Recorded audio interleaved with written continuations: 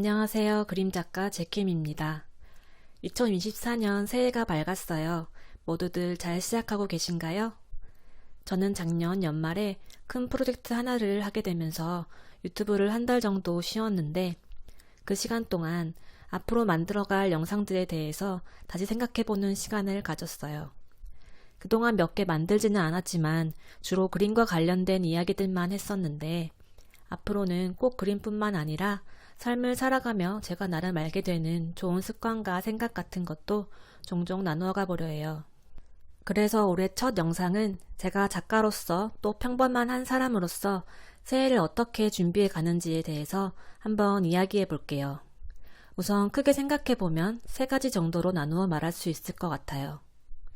먼저 첫 번째는 작가로서 준비하는 일이에요. 바로 포트폴리오 정리하기입니다. 포트폴리오는 프리랜서나 작가라면 누구에게나 꼭 필요하다고 볼 수 있어요. 잘 정리된 포트폴리오가 있는 것과 없는 것은 정말 큰 차이가 있거든요.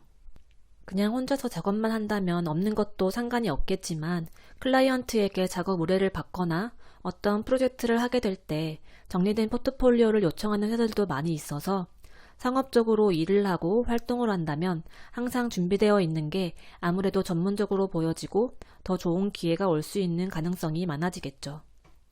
그럼 저는 어떤 포트폴리오들을 관리하고 있는지 말씀드려 볼게요.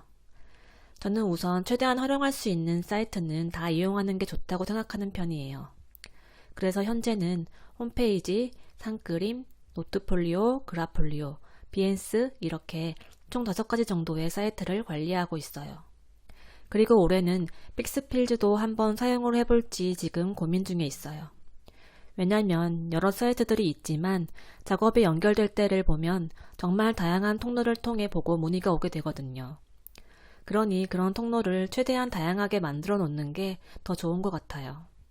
다만 그걸 관리하는 게 또 하나의 일이기 때문에 스스로 잘 조율하는 것도 필요하고요. 그래서 전 항상 인터넷에 즐겨찾기로 모든 사이트들을 정리해 놓고 수시로 작업을 업로드하려고 하는데 아무래도 바쁘면 밀리기도 하니까 새해에 한번 다시 쭉 정리하는 시간을 갖는 게 새로운 시작을 위한 좋은 루틴이 되더라고요. 또 이런 사이트들이 아니라 요즘엔 인스타그램 자체에서 일 의뢰받기도 해서 인스타그램을 포트폴리오용으로 관리해서 사용하는 작가들도 많이 있는 것 같아요. 또한 온라인이 아니라 PDF 파일로 포트폴리오를 정리해 놓는 것도 중요해요. 클라이언트 측에서 따로 파일을 요청을 하는 경우가 종종 있거든요. 파일로 정리를 해놓으면 아무래도 사이트보다는 원하는 방향으로 한눈에 정리해서 보여줄 수 있기 때문에 더 전문적으로 보여줄 수 있는 이점도 있어요. 그럼 이렇게 첫 번째로 포트폴리오 정리가 끝나면 제가 두 번째로 하는 새해 준비는 바로 작업의 방향성 정하기입니다. 이건 예전에 처음 프리랜서를 시작할 때는 별로 생각하지 않던 부분이었어요. 그런데 그런 방향성을 정하지 않고 작업을 시작을 하게 되면 그냥 그때그때 그리고 싶은 걸 그리게 되더라고요. 그러면 아무래도 한눈에 작업을 보았을 때 너무 중구난방처럼 보일 수도 있게 돼요. 그래서 몇 년 전부터는 어느 정도 큰 방향과 틀을 잡고 이렇게 올해는 그려가야지 하고 생각 정리를 하는 시간을 갖고 있어요.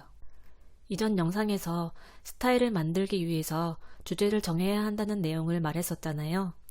이것과 비슷하게 올 한 해 나의 작업의 주제를 정하고 시작하면 앞으로 그려갈 그림에 대해서 명확해지는 부분이 있는 것 같아요. 개인 작업이라 할지라도 그 그림이 쓰이는 목적과 연결되는 방향이 있는 것과 없는 것은 큰 차이가 있거든요. 그럼 저는 올해 어떤 방향으로 기준을 잡고 작업을 해나가기로 했는지 저의 예시를 들어볼게요. 우선 첫 번째로 소재는 인물, 그 중에서 가족이나 아이들을 주로 그리기로 했어요. 그리고 주제는 사랑, 따뜻함, 행복함 같은 내용을 담아보려 해요. 이런 식으로 그리고자 하는 방향을 정하고 그려나가면 그게 쌓여가면서 하나의 카테고리가 되고 스타일로 보여질 수도 있겠죠. 그리고 그런 주제로 외주가 들어오는 통로가 될 수도 있고요.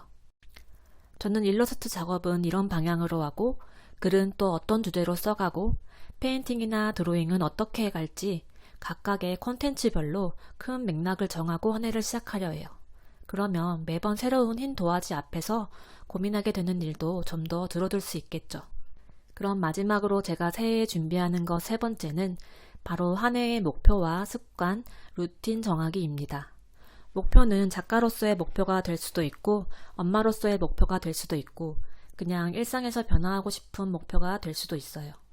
저 같은 경우에는 작가로서 작업적인 목표 리스트를 따로 적고 일상에서 제가 변화하고 싶은 목표들을 따로 적어요.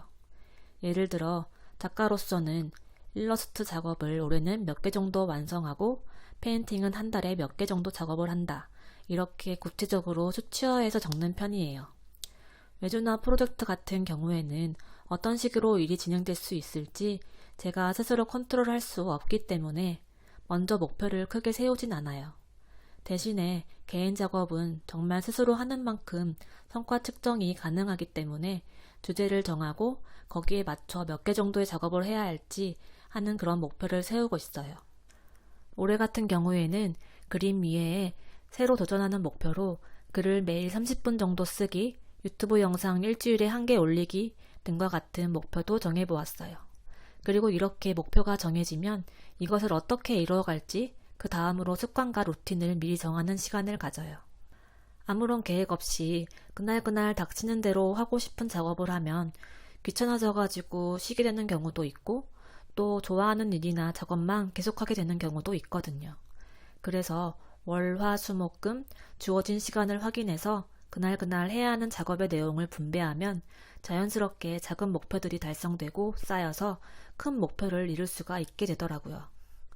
이 부분은 제가 올해 목표와 루틴 계획이 완성이 되면 다음에 그걸 영상으로 다시 찍으면서 좀 더 자세하게 소개해 볼게요.